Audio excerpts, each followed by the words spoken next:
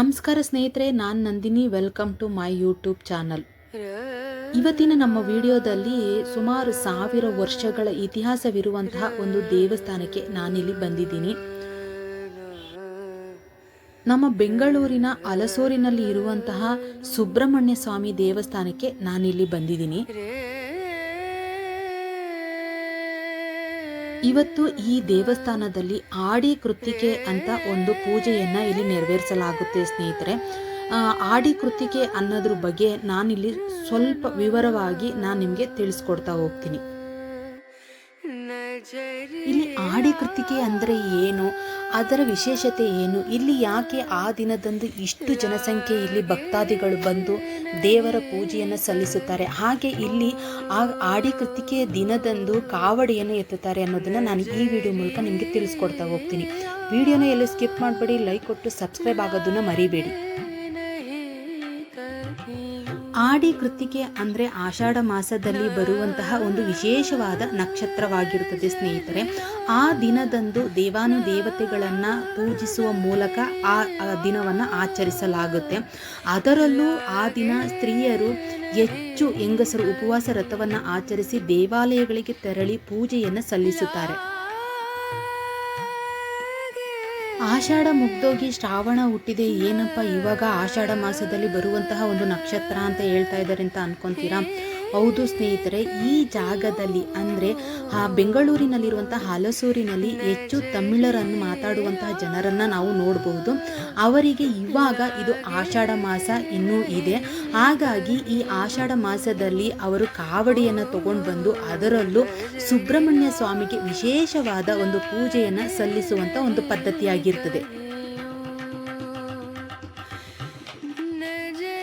ನಾನು ಆವಾಗಲೇ ಹೇಳ್ದಂತೆ ಕೃತ್ತಿಕಾ ನಕ್ಷತ್ರ ಅನ್ನುವಂಥದ್ದು ಆಷಾಢ ಮಾಸದಲ್ಲಿ ಬರುವಂತಹ ಬಹುಮುಖ್ಯವಾದಂತಹ ಒಂದು ವಿಶೇಷವಾದ ನಕ್ಷತ್ರವಾಗಿರುತ್ತದೆ.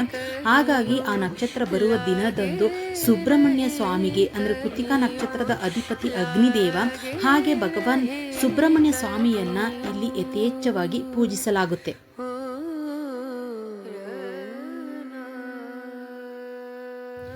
ಇನ್ನು ಈ ದೇವಸ್ಥಾನದಲ್ಲಿ ಇರುವಂತಹ ಸುಬ್ರಹ್ಮಣ್ಯ ಸ್ವಾಮಿಯನ್ನ ಆನಂದ ಮುರುಗನಂತನೂ ಕೂಡ ಕರೆಯಲಾಗುತ್ತೆ. ಸಾಮಾನ್ಯವಾಗಿ ನಾವು ಸರ್ಪದೋಷ, ನಾಗದೋಷ ಯಾವುದೇ ಇದ್ದರೂ ಕೂಡ ನಾವು ಸುಬ್ರಹ್ಮಣ್ಯ ಸ್ವಾಮಿ ದೇವಸ್ಥಾನಕ್ಕೆ ಹೋಗಿ ಬರ್ತೇವೆ. ಹಾಗೆಯೇ ಈ ದೇವಸ್ಥಾನದಲ್ಲಿಯೂ ಕೂಡ ಯಾವುದೇ ಸರ್ಪದೋಷ, ನಾಗದೋಷ, ಭೂಮಿಗೆ ಸಂಬಂಧಪಟ್ಟಂತೆ ಹಾಗೆ ವ್ಯಾಜ್ಯಕ್ಕೆ ಸಂಬಂಧಪಟ್ಟಂತೆ ಯಾವುದೇ ತೊಂದರೆ ಇದ್ದರೂ ಕೂಡ ಈ ದೇವಸ್ಥಾನಕ್ಕೆ ಬಂದು ನಾವು ಮನಸ್ಸಿನಲ್ಲಿ ಹರಕೆಯನ್ನು ಕಟ್ಟಿಕೊಂಡು ದೇವರ ದರ್ಶನವನ್ನು ಪಡೆದರೆ ಖಂಡಿತ ಅದು ನೆರವೇರುತ್ತೆ ಅನ್ನುವ ನಂಬಿಕೆಯಿಂದ ಇಲ್ಲಿ ಭಕ್ತಾದಿಗಳು ಸಾಗರೋಪಾದಿಯಲ್ಲಿ ಬಂದು ದರ್ಶನವನ್ನು ಪಡಿತಾರೆ ಸ್ನೇಹಿತರೆ. ಹಾಗೆಯೇ ಆಡಿ ಕೃತಿಕೆ ಅಂದರೆ ಆಷಾಢ ಮಾಸದಲ್ಲಿ ಬರುವಂತಹ ಕೃತಿಕ ನಕ್ಷತ್ರ ದಿನದಂದು ಈ ದಿನದಂದು ಇಲ್ಲಿಗೆ ಯಥೇಚ್ಛವಾಗಿ ಭಕ್ತಾದಿಗಳು ಬಂದು ದೇವರ ದರ್ಶನವನ್ನು ಪಡಿತಾರೆ. ಹಾಗೆಯೇ ಇಲ್ಲಿ ಸುಬ್ರಹ್ಮಣ್ಯ ಸ್ವಾಮಿಗೆ ವಿಶೇಷವಾದ ಪೂಜೆ ಪುನಸ್ಕಾರಗಳನ್ನು ನೆರವೇರಿಸಲಾಗುತ್ತೆ. ಏನಿಲ್ಲಿ ನೀವು ಏನು ನೋಡ್ತಾ ಇದ್ದೀರಿ, ಇಲ್ಲಿ ನೀವು ನೋಡ್ತಾ ಇರ್ಬೋದು ಒಂದು ಆನೆಯನ್ನು ದೇವಸ್ಥಾನದ ಮುಂಭಾಗದಲ್ಲಿ ಇಟ್ಟಿದ್ದಾರೆ. ಅಂದರೆ ಸ್ವಾಮಿ ಸುಬ್ರಹ್ಮಣ್ಯ ಸ್ವಾಮಿಯ ಒಂದು ವಾಹನ ಕೋಳಿ ಅಥವಾ ನವಿಲಾಗಿರುತ್ತದೆ. ಆದರೆ ಈ ದೇವಸ್ಥಾನದ ಅಂದರೆ ಸುಬ್ರಹ್ಮಣ್ಯ ಸ್ವಾಮಿಯ ಮುಂಭಾಗದಲ್ಲಿ ಆನೆಯ ವಿಗ್ರಹವನ್ನು ಇಡಲಾಗಿದೆ. ಅಂದರೆ ಇಲ್ಲಿ ಸುಬ್ರಹ್ಮಣ್ಯ ಸ್ವಾಮಿಯ ವಾಹನ ಆನೆಯಾಗಿರ್ತದೆ.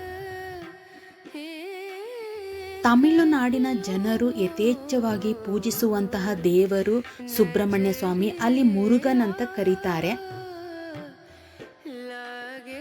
ತಮಿಳುನಾಡಿನಲ್ಲಿ ಸ್ವಾಮಿ ಸುಬ್ರಹ್ಮಣ್ಯ ಸ್ವಾಮಿಗೆ 6 ಬಹುಮುಖ್ಯ ದೇವಾಲಯಗಳು ಇದ್ದಾವೆ ಸ್ನೇಹಿತರೆ. ಅದನ್ನು 6 ಪಡೆ ವೀಡು ಅಂತಲೂ ಕೂಡ ಕರೀತಾರೆ.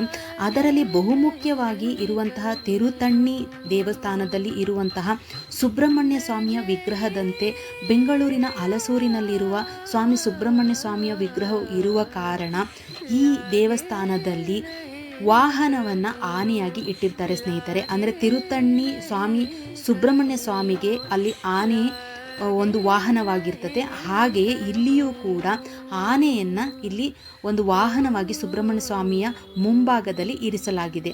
ಹಾಗೆ ಆನಂದ ಮುರುಗನ್ ಅಂತಲೂ ಕೂಡ ದೇವರನ್ನು ಕರೆಯಲಾಗುತ್ತೆ. ಏನು ಈ ಆಷಾಢ ಮಾಸದಲ್ಲಿ ಬರುವಂತಹ ಕೃತಿಕಾ ನಕ್ಷತ್ರ ದಿನದಂದು ಅಂದರೆ ಆಡಿ ಕೃತಿಕೆ ದಿನದಂದು ನೀವು ನೋಡ್ತಾ ಇರ್ಬೋದು, ದೇವಸ್ಥಾನದ ಒಳಗಡೆ ಅದ್ಭುತವಾಗಿ ಅಲಂಕಾರವನ್ನು ಮಾಡಲಾಗಿತ್ತು ಸ್ನೇಹಿತರೆ.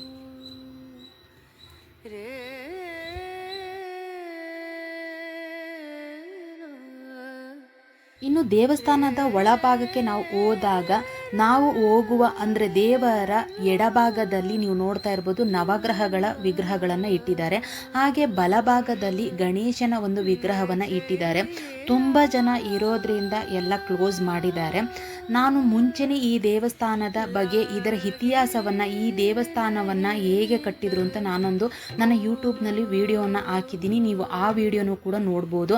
ಹಾಗೆ ನಾನು ಈ ದೇವಸ್ಥಾನದ ಪೂರ್ತಿಯಾಗಿ ಸುತ್ತಿ ಎಲ್ಲ ವಿಡಿಯೋನು ನಾನು ಮಾಡಾಕಿದ್ದೀನಿ. ಇವಾಗ ಈ ಆಡಿ ಕೃತಿಕೆ ದಿನ ಬಂದಾಗ ಎಲ್ಲ ಕಡೆ ಕ್ಲೋಸ್ ಮಾಡಿದ್ರು, ಬರೀ ದೇವರ ದರ್ಶನಕ್ಕೆ ಮಾತ್ರ ಇಲ್ಲಿ ಅವಕಾಶವನ್ನು ಮಾಡಿಕೊಟ್ಟಿದ್ರು. ಹಾಗಾಗಿ ಈ ದೇವಸ್ಥಾನವನ್ನು ಸುತ್ತುವರೆದು ನಾನು ವಿಡಿಯೋ ಮಾಡೋಕ್ಕಾಗಿಲ್ಲ. ನೀವು ಪೂರ್ತಿಯಾಗಿ ಇದರ ಈ ದೇವಸ್ಥಾನವನ್ನು ಹೇಗೆ 1000 ವರ್ಷಗಳ ಇತಿಹಾಸವಿರುವ ಈ ದೇವಸ್ಥಾನವನ್ನು ಯಾರು ಕಟ್ಟಿದ್ರು ಅನ್ನೋದನ್ನು ನಾನು ಆ ವಿಡಿಯೋದಲ್ಲಿ ತಿಳಿಸಿದ್ದೀನಿ. ನೀವು ಆ ವಿಡಿಯೋ ಕೂಡ ನೀವು ನೋಡ್ಬೋದು.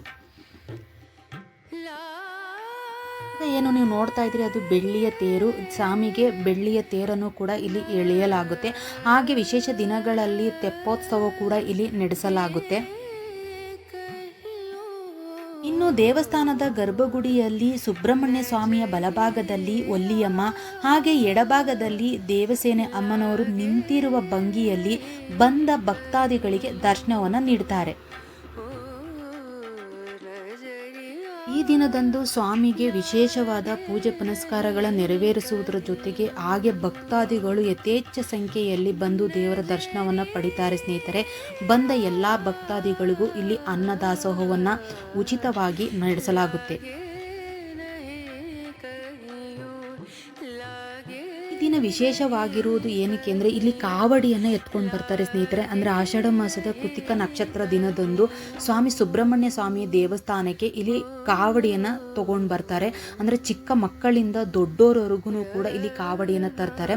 ಇದು ಕಾವಡಿಯನ್ನು ಏನಕ್ಕೆ ತರ್ತಾರೆ ಅಂದರೆ ಅವ್ರ ಮನಸ್ಸಿನಲ್ಲಿ ಆರೋಗ್ಯದಾಗಲಿ ಅಥವಾ ಒಂದು ಏನಾದರೂ ವಿದ್ಯಾಭ್ಯಾಸದ ಆಗಿರ್ಬೋದು, ಮದುವೆ ಆಗಿರ್ಬೋದು ಅಥವಾ ಉದ್ಯೋಗ ಆಗಿರ್ಬೋದು, ಯಾವುದಾದ್ರ ಬಗ್ಗೆ ಅವರು ಹರಕೆಯನ್ನು ಹೊತ್ಕೊಂಡು ಇದನ್ನು ಕಾವಡಿಯನ್ನು ಈಗ ನೋಡ್ತಾ ಇದ್ದೀರಿ ಇದೇ ಥರ ಕಾವಡಿಯನ್ನು ಹೊತ್ಕೊಂಡು ಇಲ್ಲಿಗೆ ಬಂದು ಹರಕೆಯನ್ನು ಸಲ್ಲಿಸ್ತಾರೆ ಸ್ನೇಹಿತರೆ. ಅವರ ಮನಸ್ಸಿನ ಕೋರಿಕೆಗಳು ನೆರವೇರಿದರೆ ಅಥವಾ ನೆರವೇರಬೇಕು ಅಂತ ಏನಾದರೂ ಹರಕೆಯನ್ನು ಕಟ್ಕೊಂಡಿದ್ರೆ ಈ ಥರ ಕಾವಡಿಯನ್ನು ತಗೊಂಡು ಬಂದು ದೇವರಿಗೆ ದರ್ಶನವನ್ನು ಪಡಿತಾರೆ.